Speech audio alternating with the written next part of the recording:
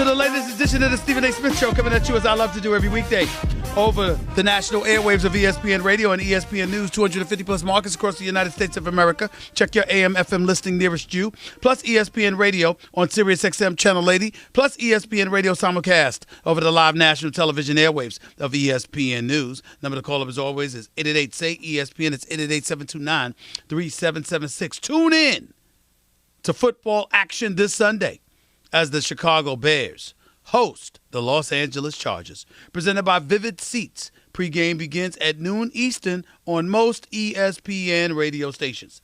Time for Straight Talk, brought to you by Straight Talk Wireless. Got a lot of stuff to get into today. I know a lot of you out there are sitting there talking about the NFL. And you're thinking about, okay, we're going to hear from Stephen A. about the Vikings and the Redskins. Well, let me tell you something right now. What the hell do you expect me to say? The Redskins are straight garbage. They're horrible. We all know this. They're not impressive. And I think the only thing to mention about them is, Dwayne Haskins.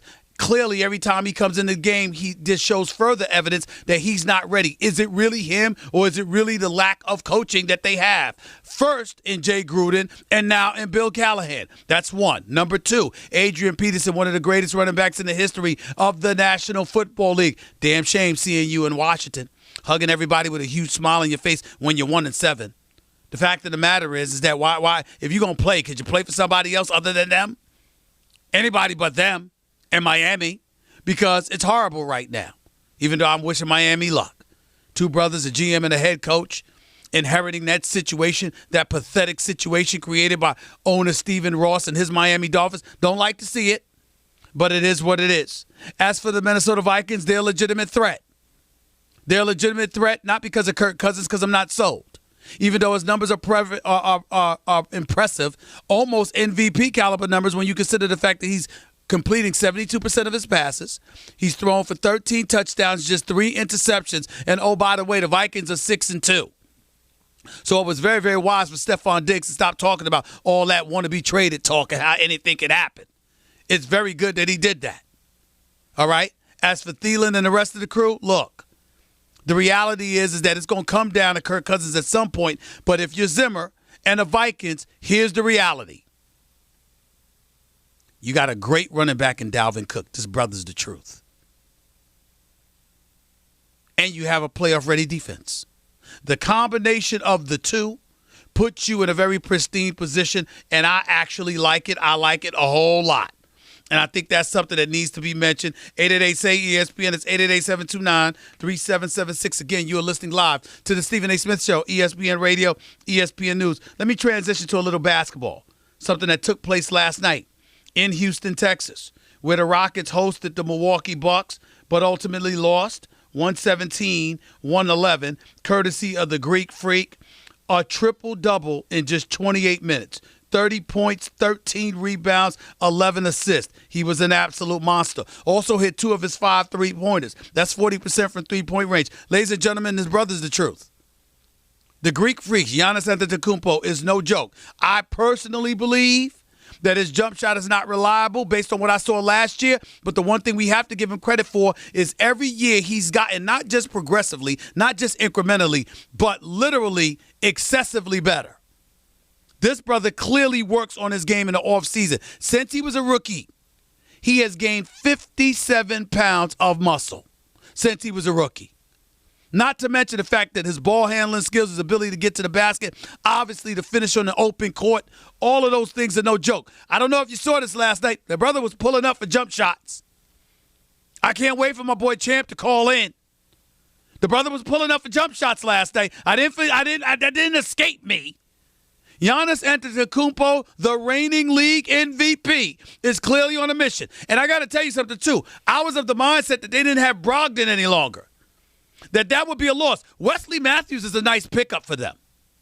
We saw him the last year mired in Dallas while they weren't a good team. But playing for Milwaukee with the Greek Freak and Middleton, and obviously having the ability to get some open shots because of the teammates that you're playing with, Milwaukee is a force. I think the Eastern Conference is going to come down to them against the Philadelphia 76ers. And if I'm Philly, I would prioritize getting home court advantage. I'm here to tell you. You don't want a 7-game series with Milwaukee having home court advantage, regardless of what you saw Toronto do. I don't see them wasting away home court advantage in back-to-back years. I don't see that happening to the Greek Freak.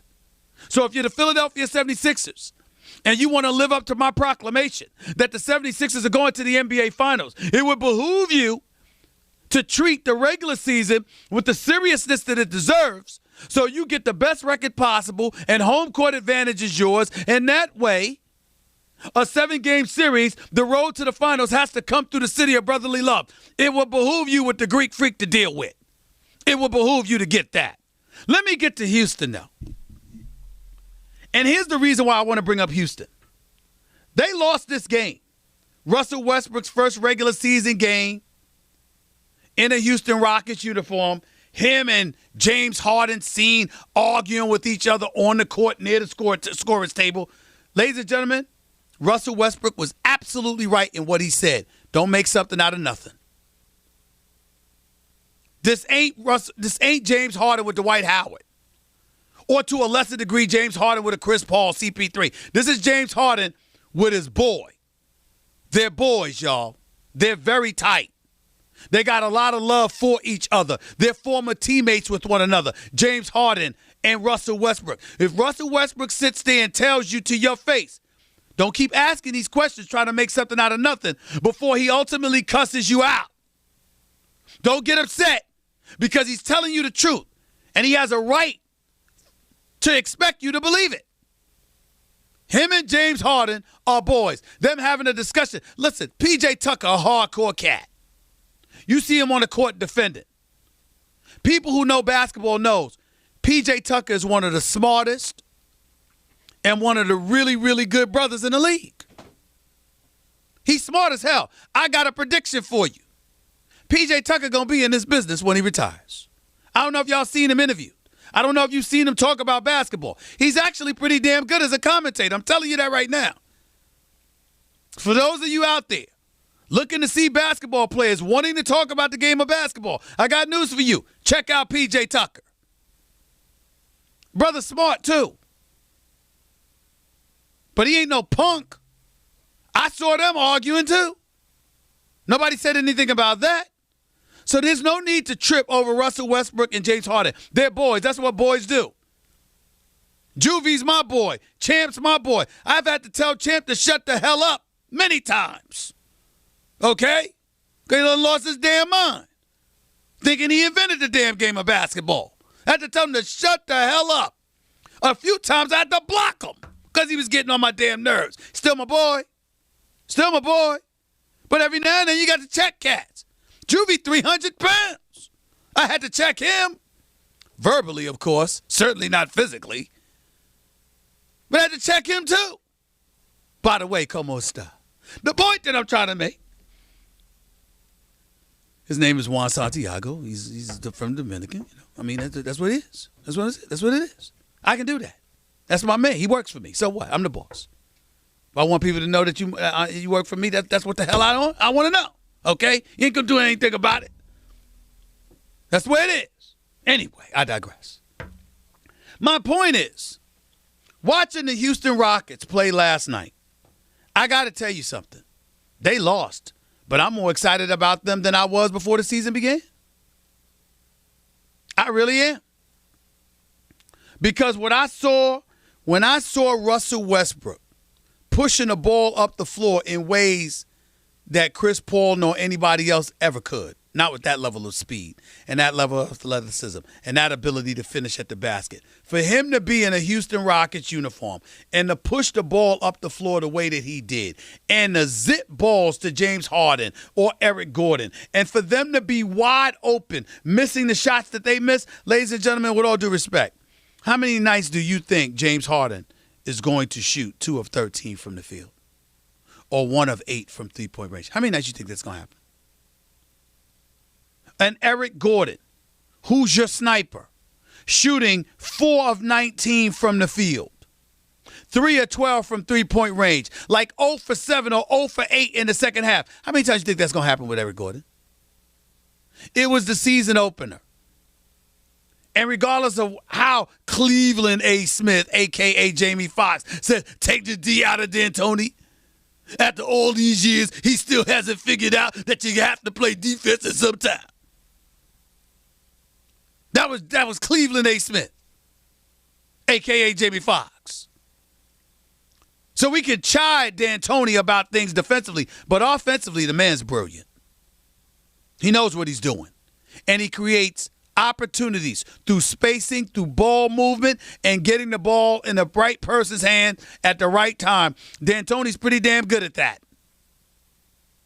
And demanding that anybody that steps on the court for him launches that damn basketball. Don't get out there and be passive.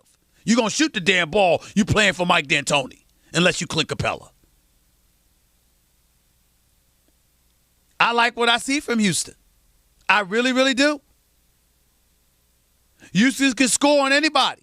Listen, James Harden and Eric Gordon were missing open shots. Open shots. That's not going to continue, y'all. So let's get that out the way. Now, what you need to be alarmed about is what you saw from the Golden State Warriors. They got blown out by the Los Angeles Clippers. 141-122, if I remember correctly, the most points given up in the Steve Kerr era over the last 5 years as head coach for the Golden State Warriors. Ladies and gentlemen, nobody's going to feel sorry for the Warriors. They're the reigning five-time Western, and Klay Thompson hadn't been hurt. Hell, even with Kevin Durant hurt, I still believe Golden State would have beat Toronto with Kawhi Leonard if Klay Thompson hadn't gone down. And I'm not talking about just Game 6 when he had 30 in 2.5 quarters before going down for good with the ACL injury. Now, I'm talking about Game 2 when he got hurt, forcing him to miss Game 3. That's what I'm talking about. Remember, those are 2 games. And Klay Thompson he was hobbling the rest of the series. If he was 100% healthy, Toronto wouldn't have beat Golden State. I don't care what anybody says. You can sit up there and go, oh, Stephen A's predictions are, y'all can kiss off, kick rocks. They'd have won that series. They'd have won that series. I'm telling you that right now. But having said all of that, here's the reality that we can't escape. See, we thought that without Klay and without Kevin Durant, Steph Curry would be unleashed. He would be free. Ladies and gentlemen, he's a human being.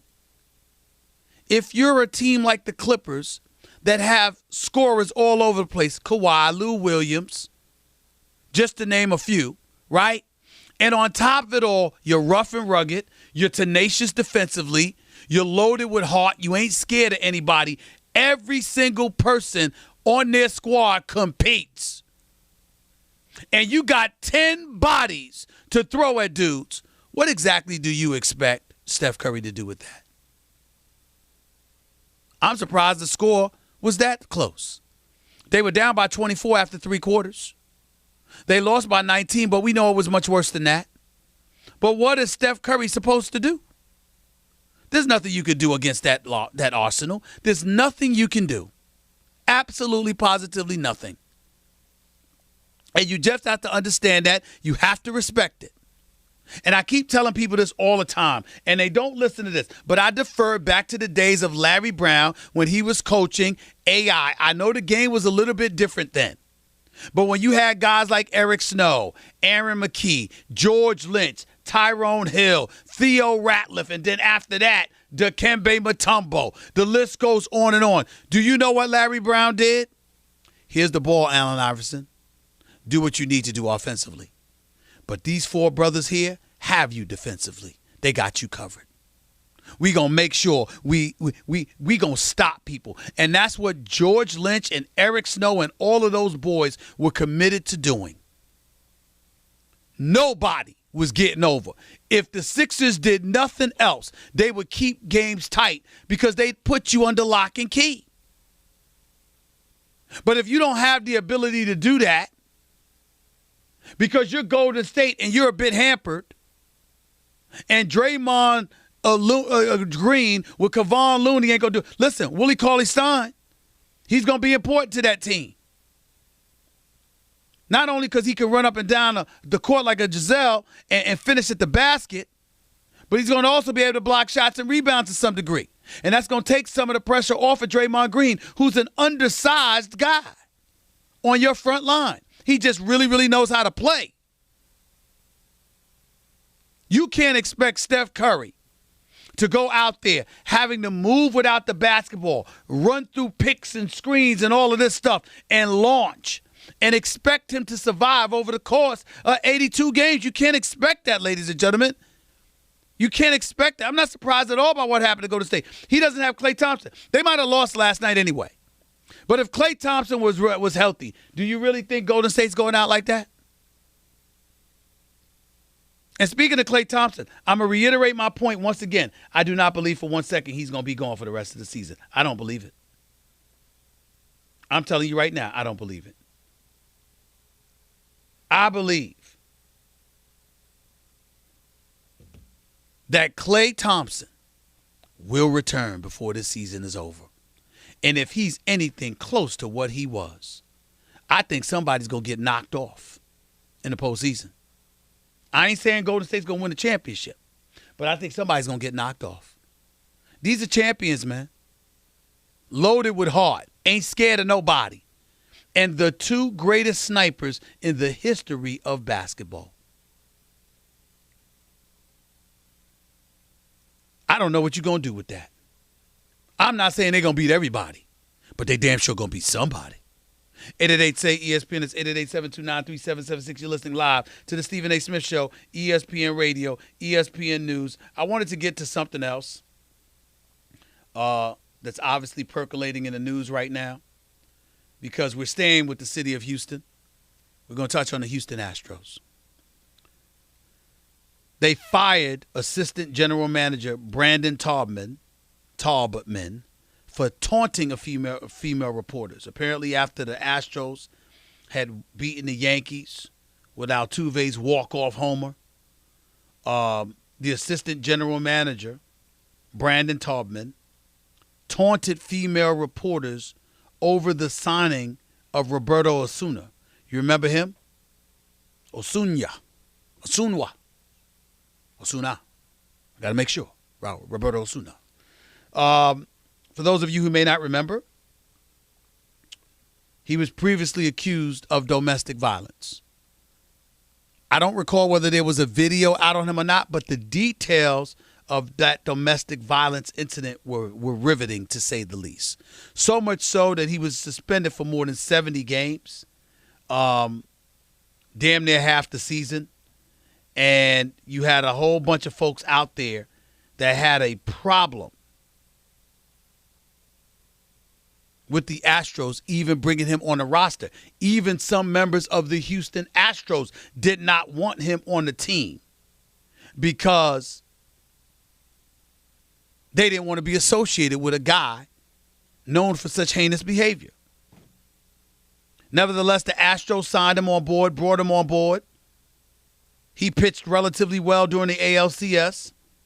And after the Astros had clinched the pennant, Taubman was in the line in the locker room during the celebration, yelling at female reporters, "Thank God we got Osuna. I'm so effing glad we got Osuna."